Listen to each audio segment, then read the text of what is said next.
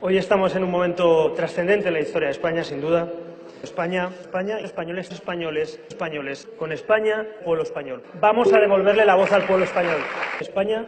Es mejor pensar en este momento en España que España. El pueblo español, los españoles, españoles, pueblo español de España. España tiene dos partes de España. España, la unión de los españoles. España, a los españoles, pueblo español.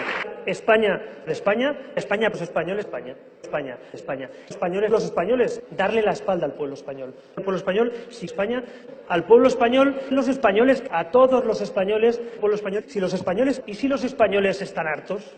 ¿Y si los españoles ya no aguantan más? ¿Y si los españoles van a decir basta, el pueblo español, de todo el pueblo español? España y los españoles. Somos los españoles. España es un país. Eso es para mí España. Los españoles. España.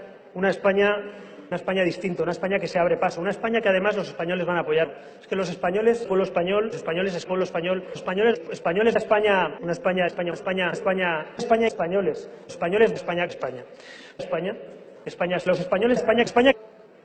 españoles, España, los españoles.